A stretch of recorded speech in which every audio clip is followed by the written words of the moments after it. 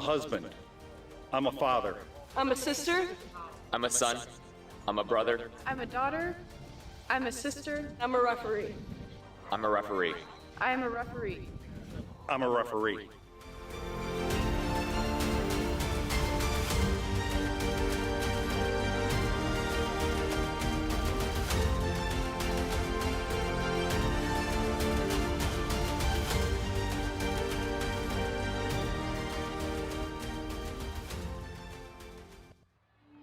Their first ball, their first uniform, their first number, their first teammate, their first goal, their first coach. We take great care in making sure their first isn't their last. We're so much more than a soccer class. Come play with us today at kickstarttoddlersoccer.com.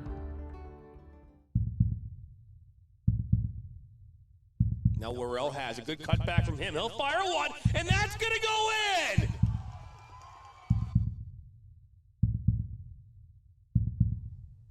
Now he'll fire one now from distance, and that is in!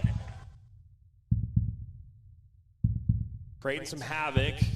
Just ball put in. Oh, look at this opportunity. That's missed. Oh, it's Stone!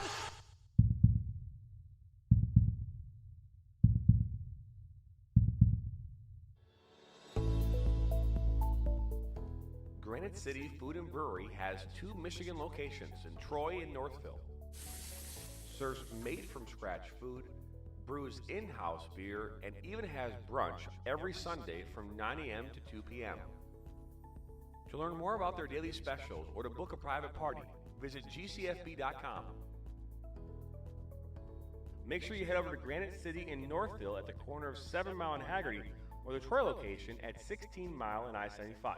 Our mission is to help players take their game to the next level and reach their potential. Not only do we help develop fundamental technical skills such as ball control in tight spaces with different surfaces, dribbling at speed and changing direction, using a variety of 1v1 skills to create space, receiving on a half turn, hook turn, and out of the air, finishing off the dribbling, one-touch, volleys, and headers. We help players get comfortable performing these skills at game speed, with pressure, and with both their dominant and non-dominant foot.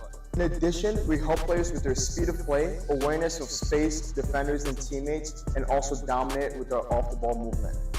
We offer a variety of services such as one-on-ones, small groups, large groups, as well as team sessions. We have an experienced coaching staff that is professional, friendly, patient, while still holding players to high standards and holding them accountable. No matter what level you're at as a player, I'm confident we can help you get better. Over the past 3 years, we've built one of the best soccer-specific training facilities in the country and developed one of the most detail-oriented programs to help out players. Visit our website.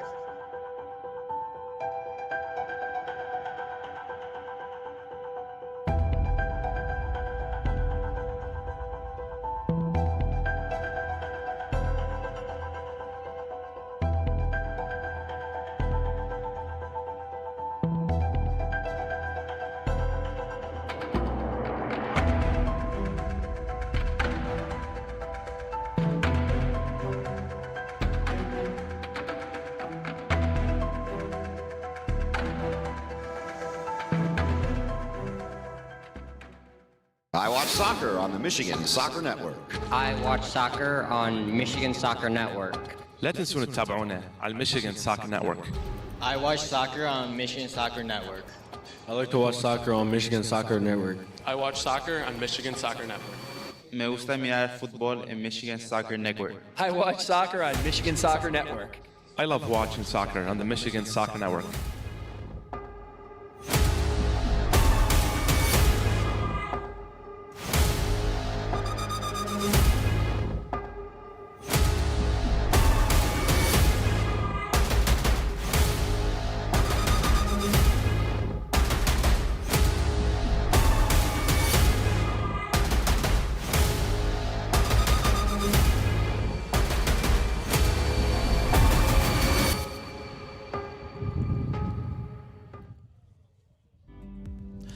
Hey everybody, welcome here into Novi. There we go. Welcome here to Novi High School for this MHSAA pregame show live on the Michigan Soccer Network. My name's Jonathan Turner, alongside Rick Larson and Dan Sickrat. We're excited to bring you full coverage here of the 4 matchups taking place here across the state this afternoon. 2 games here in Novi, 2 in Comstock Park, and we're going to talk about these matchups throughout the show here this afternoon.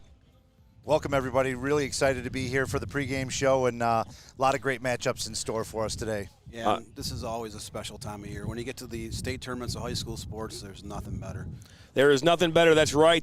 Some really good matchups here today, both Division 1, Division 3, 2, and 1. Division 4 and 2 here in Novi. Division 1 and 3 are in Comstock Park and Grand Rapids. A little windy here today. We're expecting somewhere in the neighborhood of between 40 and 50 mile-an-hour winds. That's why we did not put a tent up or any lights in fear of maybe things might just go flying away. But either way, we're excited, and we're excited to talk about these 4 matchups. Before we do, this matchup and this pregame show is brought to you by the National Soccer.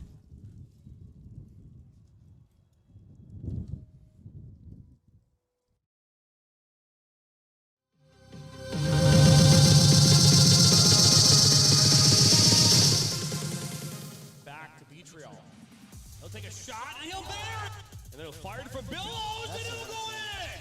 Now Worrell has a good cutback from him. He'll fire one, and that's going to go in! Oh, then both goals so far. He'll fire one, and that's a wonderful save, Coonerty. That's missed. Oh, it's Stone!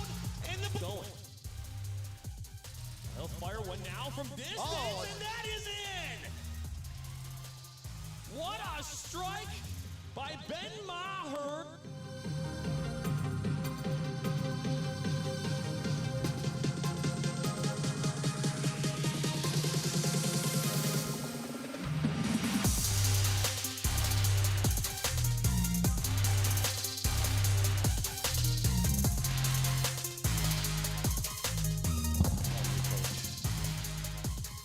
Program.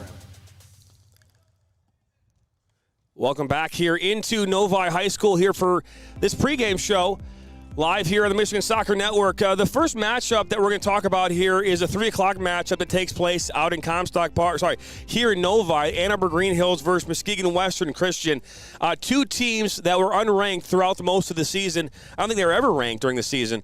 And Dan, we talked about that rankings a lot here during the course of our coverage of this fall season. But Ann Arbor Green Hills 8-6-4 and unranked versus Muskegon 15-8-2. Let's talk about these teams.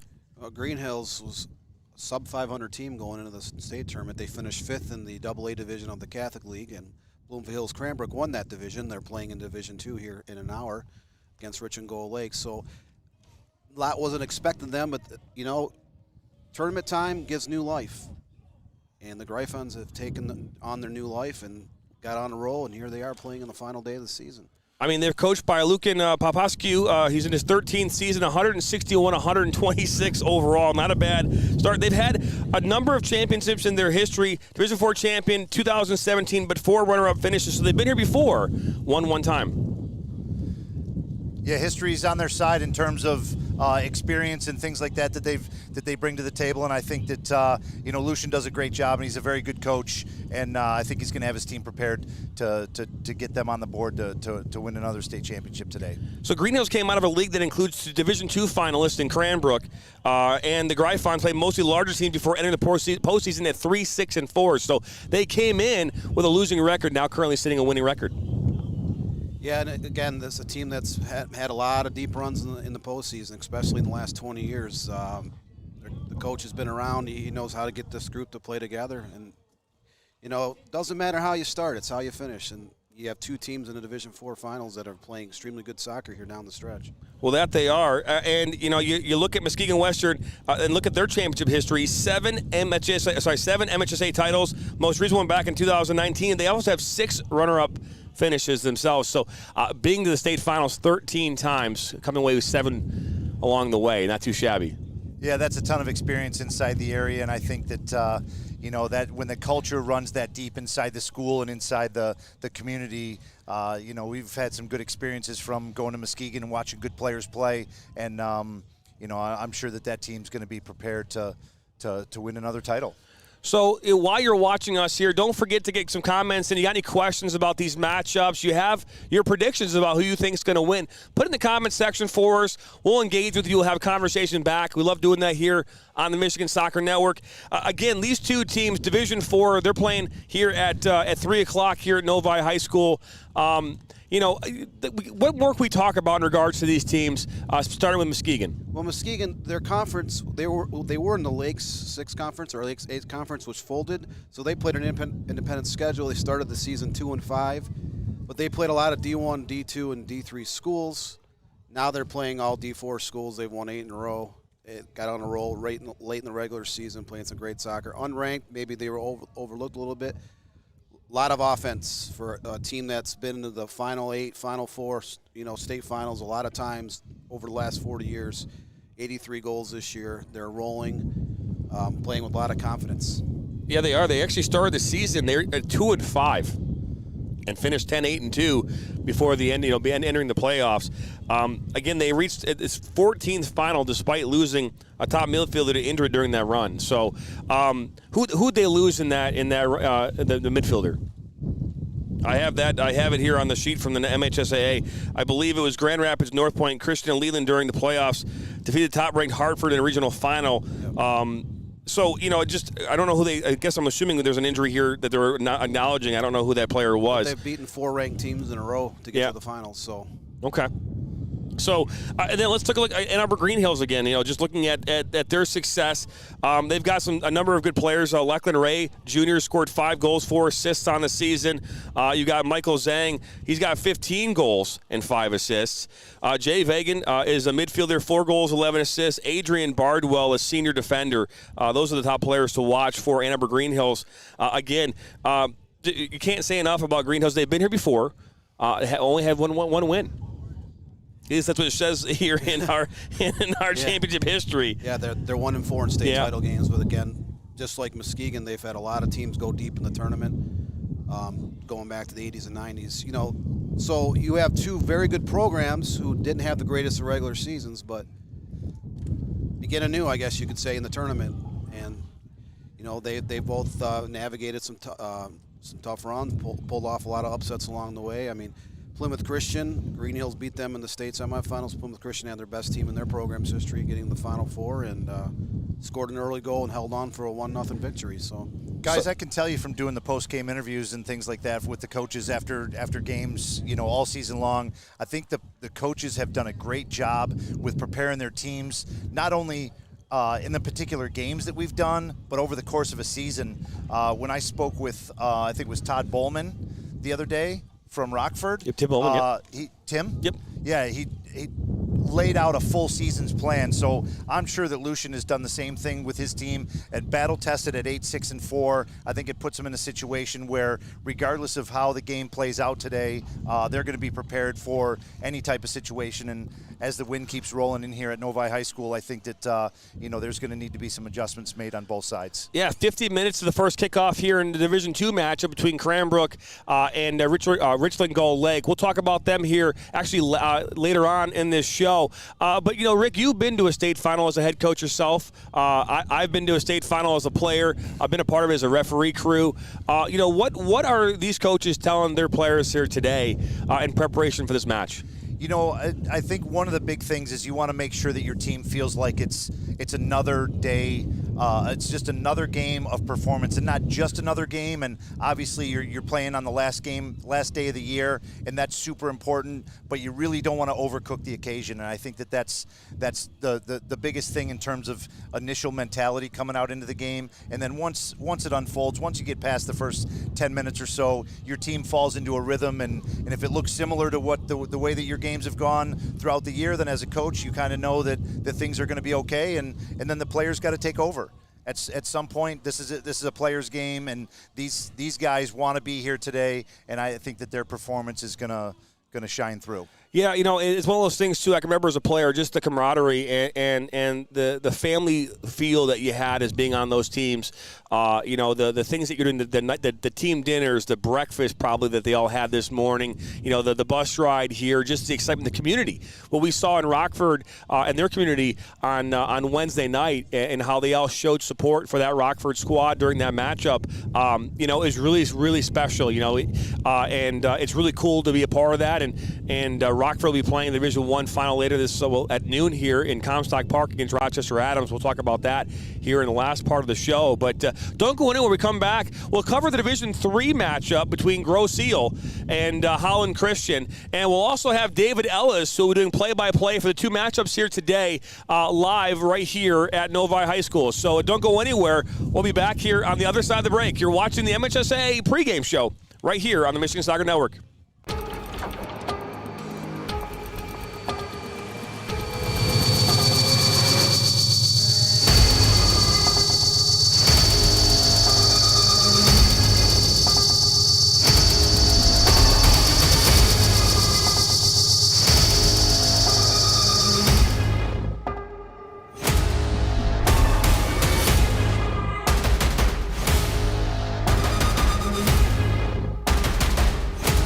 In life, things aren't scripted.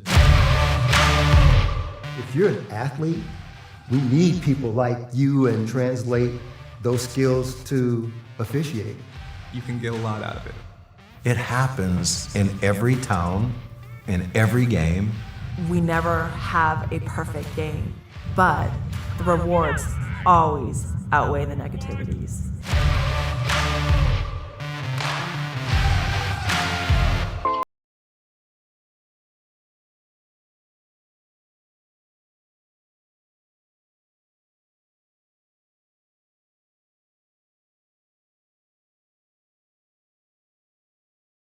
I'm a father. I'm a sister. I'm a son. I'm a brother. I'm a daughter. I'm a sister. I'm a referee. I'm a referee. I am a referee. I'm a referee.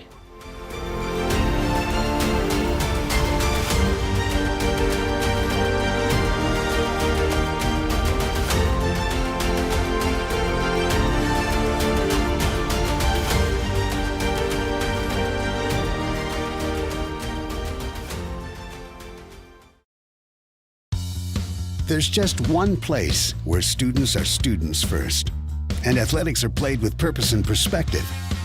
That place is your local high school. High school sports offer more than the joy of competition. Studies show that student athletes are also likely to enjoy greater levels of achievement in other areas of their lives, including academics. High school sports, a winning part of a complete education.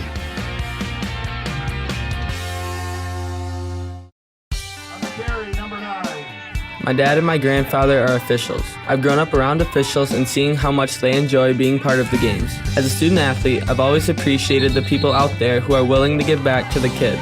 The Legacy program lets me officiate while I'm still in high school, working younger kids' games. Officiating gives me a better understanding of the game. I get to make some pretty good money for a high school kid, and I even get to spend some quality time with my dad. There's help wanted. Just whistle.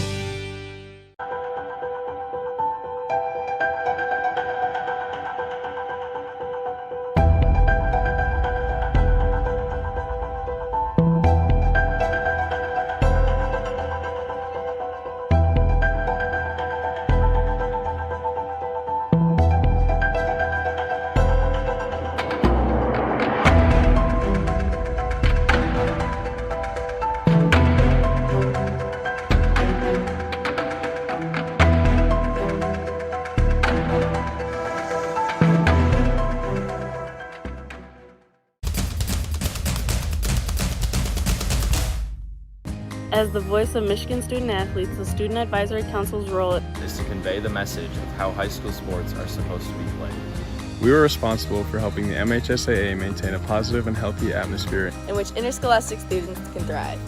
We believe athletes should be competitive, sportsmanlike, and excel academically. We believe students in the stands should have fun, but not take the focus away from the game. We believe coaches should act as teachers, helping student athletes develop while still keeping high school sports in perspective. We believe that parents should always be positive role models and be supportive of their child's decisions. We believe officials commit their own time to high school sports. And respect should always be shown and given to them. The most important goal for student athletes is to enjoy high school sports while maintaining a high level of respect for all those involved in the games. Enjoy the game.